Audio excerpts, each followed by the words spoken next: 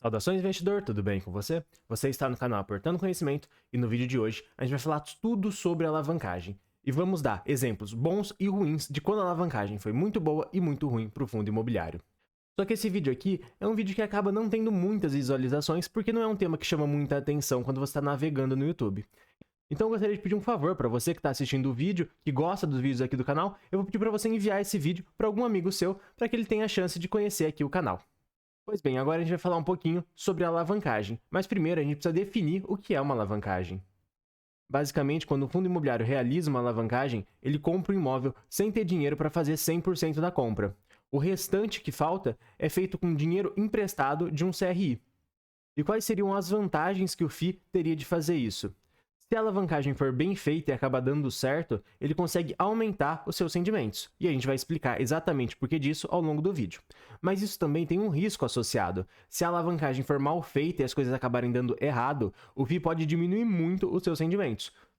Então vamos explicar um pouquinho melhor o que é uma alavancagem. Imagina que tem um imóvel e ele custa 3 dinheiros, e o fundo imobiliário quer comprar esse imóvel. Então o fundo vai lá e compra o imóvel por 2 dinheiros, que é o que ele tem em caixa. Em vez de fazer uma emissão para conseguir um terceiro dinheiro para comprar pelo imóvel, ele faz um CRI. E com isso ele consegue mais um dinheiro para comprar o imóvel que custa 3 dinheiros. Usando isso na prática, imagina que a gente tem um imóvel que custa 30 milhões de reais. E o aluguel anual dele é de 2,4 milhões, ou seja, 8% de cap rate. Se a gente dividir o aluguel anual pelo preço do imóvel, a gente chega no valor de 8% de rendimento. O fundo imobiliário ele paga 20 milhões pelo imóvel e ele vai receber 8% ao ano sobre esses 20 milhões que ele pagou pelo imóvel desde que o imóvel esteja alugado. E ao mesmo tempo, ele pega um CRI de mais 10 milhões de reais a uma taxa de juros de IPCA mais 6% e com isso ele consegue pagar os 30 milhões pelo imóvel. Só que repara que esse CRI de 10 milhões de reais que ele fez, ele está pagando um juros de IPCA mais 6%. Enquanto o imóvel que ele tem vai render 8% ao ano.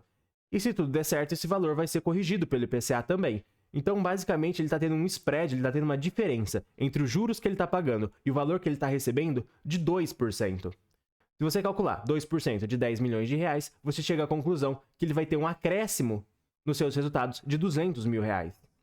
Então, com isso, se a gente for analisar um fundo imobiliário com e sem alavancagem, para esse caso, um fundo imobiliário sem alavancagem vai comprar o prédio pelos 30 milhões e vai receber 8% ao ano, desde que o prédio esteja alugado. Já um fundo imobiliário com alavancagem, ele vai pagar 20 milhões pelo prédio e vai receber 8% ao ano sobre esses 20 milhões. Só que também ele tem um CRI, que está fazendo com que ele pague IPCA mais 6, enquanto ele está recebendo IPCA mais 8 do imóvel. Isso vai dar para ele 200 mil reais a mais de resultado anual, e com isso ele vai conseguir aumentar os seus rendimentos e passar a pagar 9%. Então essa que é a grande ideia de fazer a alavancagem. Basicamente, com a alavancagem, o fundo imobiliário ele consegue pagar mais dinheiro. Mas tem um ponto muito importante, que tudo isso que eu falei agora só é válido se o imóvel estiver alugado. Porque agora a gente vai ver o que vai acontecer se o imóvel ficar vago. Se o imóvel ficar vago e o fundo não tiver alavancagem, ele não vai ter nenhum rendimento. O imóvel está vago, mas tudo bem, vida que segue. Agora, se ele tiver alavancagem e o imóvel ficar vago, ele vai ter um rendimento negativo, porque além de não ganhar nada com o imóvel que está vago, ele ainda tem que pagar os juros da alavancagem, que no nosso exemplo é uma alavancagem de 10 milhões a IPCA mais 6, isso resulta em 600 mil reais de juros anuais que o fundo tem que desembolsar. Então, na verdade, qual que é o resultado de uma alavancagem? A alavancagem ela pode aumentar os rendimentos dos fundos imobiliários se você tiver um inquilino pagando o aluguel mensalmente e você tendo um spread interessante entre o custo da dívida do CRI e o valor do aluguel. Com isso, o fundo imobiliário acaba tendo um resultado muito bom, porque ele vai ganhar esse spread e vai pagar mais como rendimento. Mas caso o imóvel esteja vago, o fundo ele ainda tem que pagar os juros do CRI. Isso acaba impactando muito os resultados do fundo. Na verdade, isso impacta tanto os resultados do fundo que geralmente, quando isso acontece, o fundo imobiliário faz uma emissão para encerrar com essa alavancagem. Ou seja, o fundo imobiliário faz uma emissão, emite mais cotas, consegue mais dinheiro, paga a alavancagem e volta a ser um fundo sem alavancagem. E aí ele não teria esse problema dos juros. Só que aí tem um problema muito grande. Quando que vai ser feita essa emissão? Bem, ela vai ser feita quando os imóveis estiverem vagos. Isso não tem nada a ver com o preço da cota no mercado.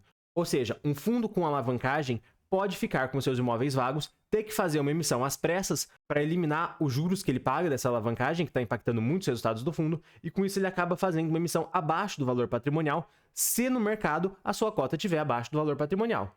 E uma emissão abaixo do valor patrimonial força o cotista ou a participar dela ou a perder dinheiro.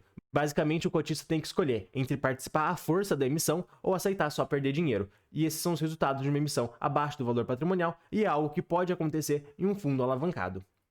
E agora, a gente vai mostrar uma análise real de outros dois fundos imobiliários, um deles com uma estrutura de alavancagem muito boa e o outro com uma estrutura de alavancagem que deu errado.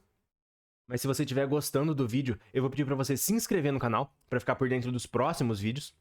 E se você já for inscrito, eu vou pedir para você deixar o like no vídeo, que é para ajudar na divulgação do canal. Mas agora falando de um exemplo que deu errado a alavancagem, é o caso do que aconteceu com o XPPR. Ele era um fundo imobiliário de lajes corporativas de escritórios, e esse segmento de fundos imobiliários geralmente tem contratos típicos. Os contratos típicos, ele tem uma multa muito baixa para quebra de contrato. Então, basicamente, você aluga um imóvel, se o inquilino quiser sair, ele paga uma multa de 1, 2, 3 meses no máximo, mas é isso. Então, o inquilino consegue sair muito fácil se ele quiser. E foi o que aconteceu com o XPPR. Simplesmente, os inquilinos saíram dos imóveis do fundo e o resultado foi severamente impactado. Com isso, ele teve que fazer uma emissão patrimonial, lembrando que ele era um fundo cota base 100, ou seja, o seu valor patrimonial por cota era R$100. Ele teve que fazer uma emissão muito grande, de mais de 88% do valor do fundo, a R$81, para pagar as alavancagens que o fundo tinha, e o resultado disso foi uma completa destruição de valor para o investidor, que o fundo atualmente começou em R$100 e atualmente está próximo dos R$44, mostrando que a alavancagem do XPPR11 foi extremamente danosa para o investidor. Algo muito diferente acontece na estrutura de alavancagem do TRXF11. Ele é um fundo imobiliário de renda urbana, e a maioria dos seus imóveis são de supermercados. O fundo imobiliário ele é quase 100% de contratos atípicos, ou seja, não tem como o inquilino sair de uma forma fácil. E só lembrando que um contrato atípico, vamos supor que ele tem uma duração de 15 anos e passou-se 5 anos e o inquilino quer sair, tudo bem, ele pode sair, mas ele vai pagar uma multa que vai ser igual a todos os aluguéis que ele vai ter que pagar nos próximos 10 anos, ou seja, até fechar o contrato. Por isso que ele paga uma multa de saldo remanescente. Isso faz com que não seja economicamente viável para o inquilino acabar saindo do imóvel. Então, um contrato atípico, ele já é feito para não ser desfeito mesmo. Isso garante que, com exceção de a empresa ir à falência, os contratos atípicos serão mantidos até o seu final. E quando você avalia os grupos de supermercados que têm contrato com o TRXF, você vê que a chance deles falirem nos próximos 20 anos é realmente muito baixa. Com isso, o TRXF ele consegue se beneficiar muito do spread da alavancagem dele.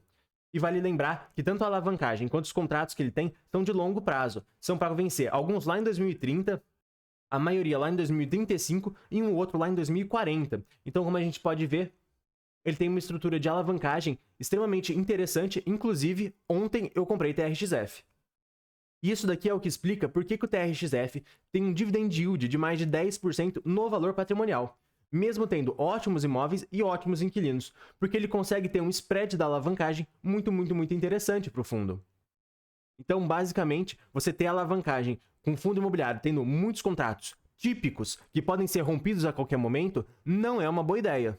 Porque foi o que aconteceu com o XPPR11. Os inquilinos simplesmente foram embora e a dívida ficou. Algo muito diferente do que acontece com o TRXF, que tem contratos atípicos que o inquilino não consegue se livrar deles. E tem uma multa gigantesca no caso de quebra de contrato, o que acaba não acontecendo. Então, gente, esse vídeo vai ficando por aqui. E se você gostou desse vídeo, tem vídeo de análise desses dois fundos imobiliários aqui no canal. Eu vou estar deixando a recomendação aqui na tela. E se você gostou do vídeo, eu vou pedir para você se inscrever no canal e até o próximo.